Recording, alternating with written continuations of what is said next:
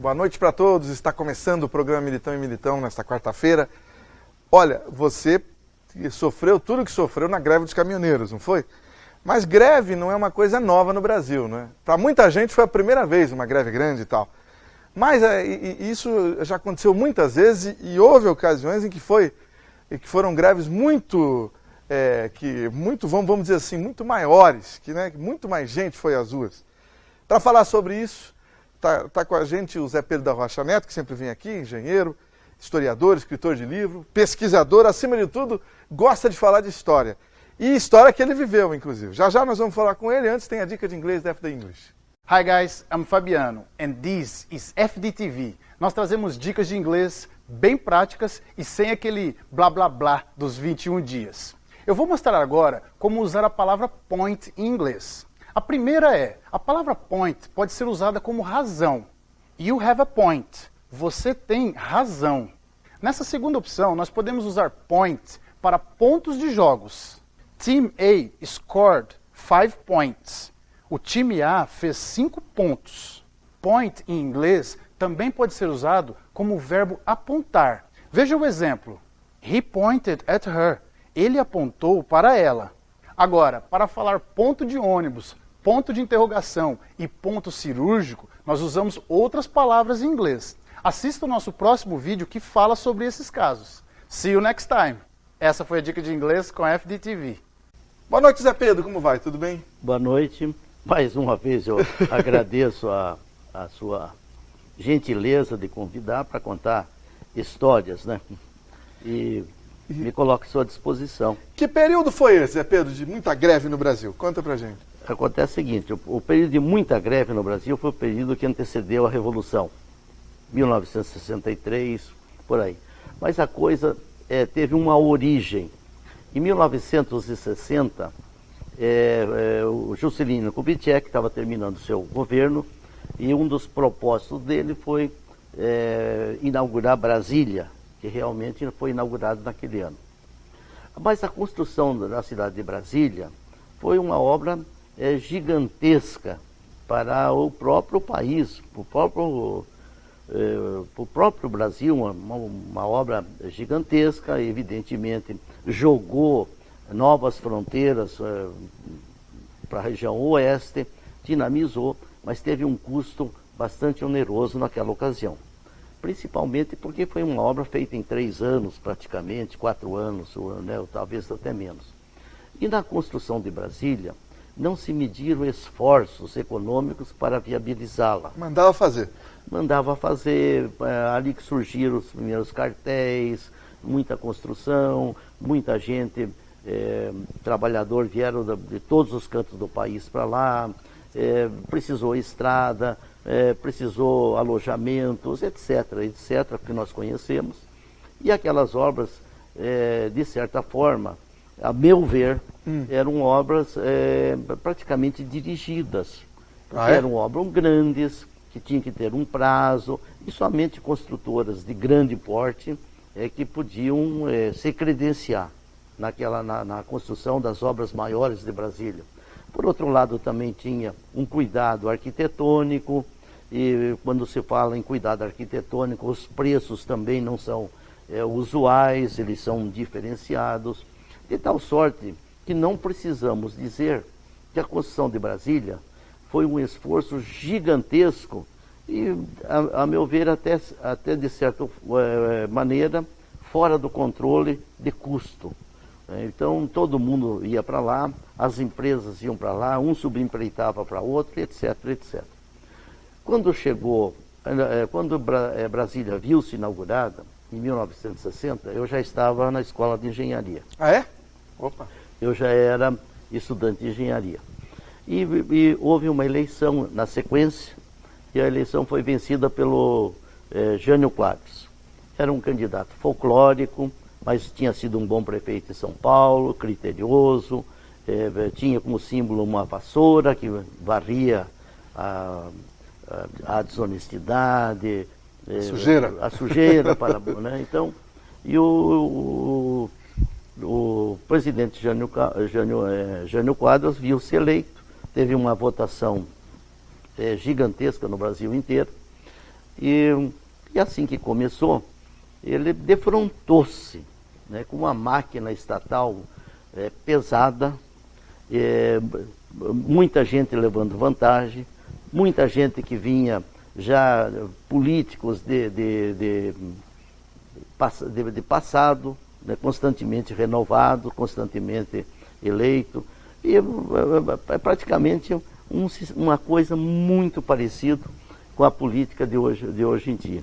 Quadro semelhante, Um quadro semelhante. E de tal sorte que o Jânio Quadros acreditou que ele, de per si, com a figura dele, carismática tal e tudo, iria movimentar a máquina governamental, e ele não conseguiu. E em vista disso aí também existia no mundo inteiro um certo olhar para os sistemas socialistas. Na América Latina tinha sido deflagrado a Revolução Cubana, e isso tinha despertado sentimentos, né, mais socialistas. Isso não era só na América Latina, era no mundo inteiro.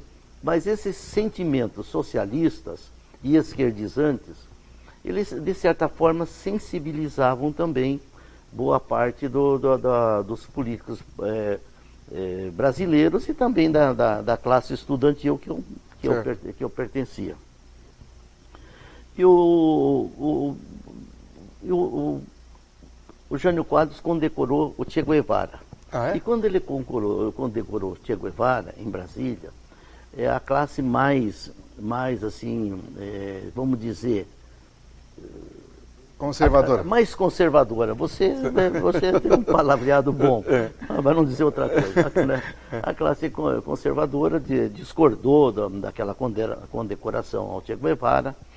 E dias depois, também o Jean Goulart, também não conseguindo movimentar os seus aliados no Congresso, ele renunciou. E a gente acredita que ele tinha feito aquela renúncia mas para marcar a posição, que o pessoal somava em cima dele e tal, e tudo. Não, presidente, não renuncie que nós vamos lhe dar apoio certinho e tal. E isso não aconteceu. Foi traído. Não foi acontecer.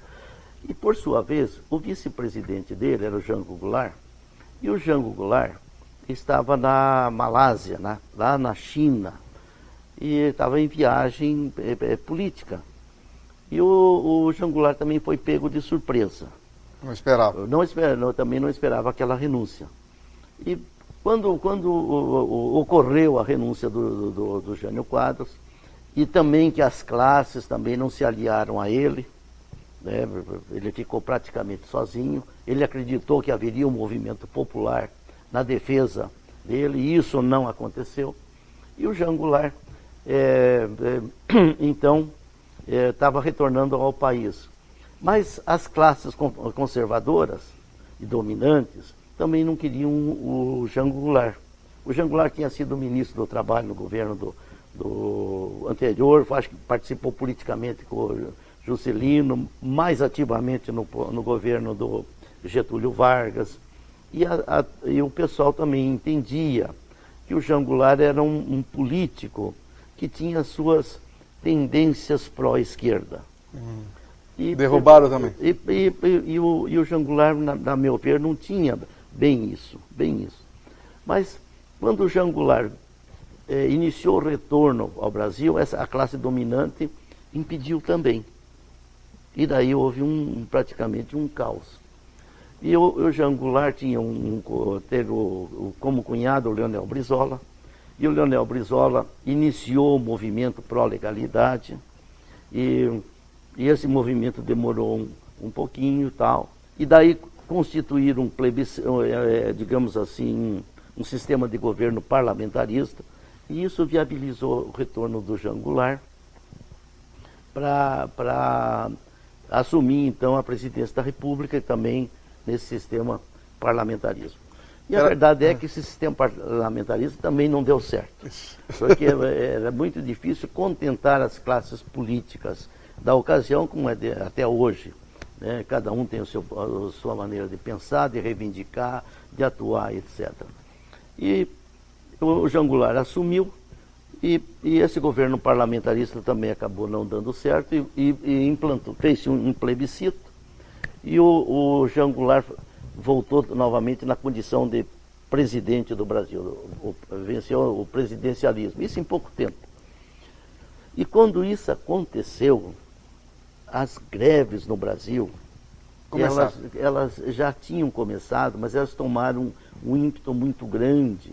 Era reforma, era, digamos assim, greve no sistema bancário, era greve no sistema de funcionalismo público, era greve na construção civil, era greve das mais variadas atividades trabalhistas no Brasil. Espera só um pouquinho, que nós vamos para o intervalo. Depois você vai continuar falando aí a respeito das greves do que houve depois. Ok, Zé Pedro? Já voltamos.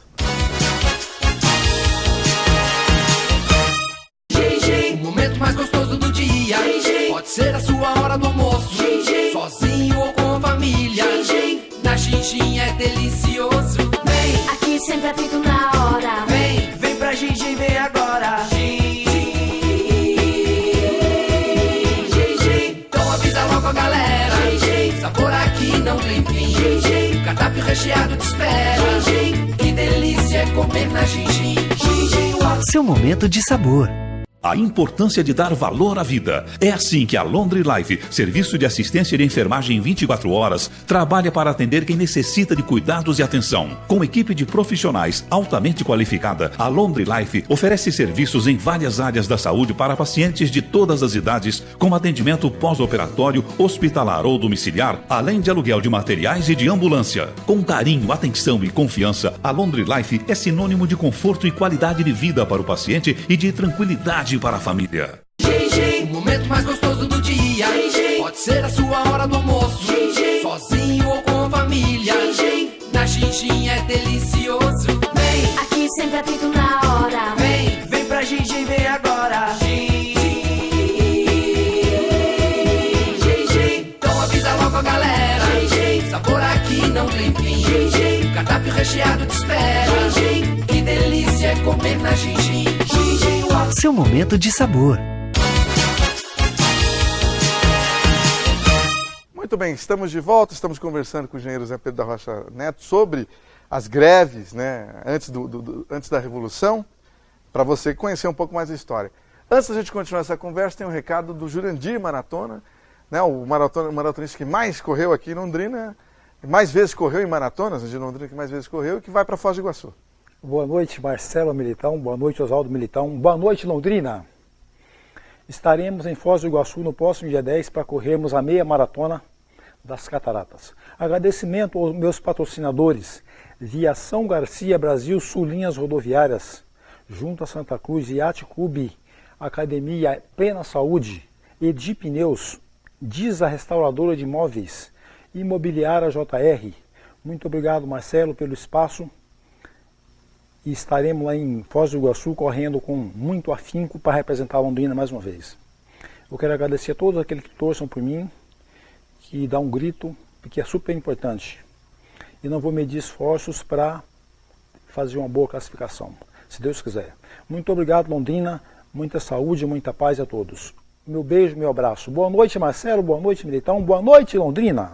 Zé Pedro, você estava contando então, greves em todos os setores, quer dizer, foi pior do que essa só dos caminhoneiros. Sim, porque também teve a greve no setor estudantil, que reivindicávamos participação no conselho universitário, chamava-se greve do terço. Afinal de contas, as greves eram uma constante no panorama brasileiro naquela ocasião. E mais ou menos em 1963, a UNE, que dirigia a União Nacional dos Estudantes, pediu a cada estado, São Paulo, Rio de Janeiro, Paraná, Rio Grande do Sul, que cada estado fizesse a sua carta das necessidades, das suas visões e tal. E a UP, União Paranaense Estudante, naquela ocasião, fez uma reunião para isso. Evidentemente, havia bastante discussão acalorada, porque tinha os esquerdistas e os que se diziam democráticos, embora todos nós fôssemos democráticos. Certo. E dessa reunião da UP, nasceu a Carta do Paraná, dos estudantes. E coube a mim, né, sintetizar aquela reunião numa coisa. Mas nós começamos a Carta do Paraná dizendo assim que governar é fazer o que se deve e não o que se quer. Opa, interessante. Então nós titulamos, nós demos a coisa, porque dever é aquilo que a gente está obrigado. E o que eu estava obrigado? O governo estava obrigado a equilibrar a receita, estabelecer prioridades, diminuir a máquina pública, estimular políticas que reduzam o analfabetismo, estabelecer políticas para o desenvolvimento do país como um todo, modernizar o país, etc, etc, etc. Então o Paraná era um estado da federação em que a classe estudantil predominantemente pertencia à classe dominante. E nós, que advogávamos essas diretrizes, éramos considerados os esquerdistas da época, os modernistas da época.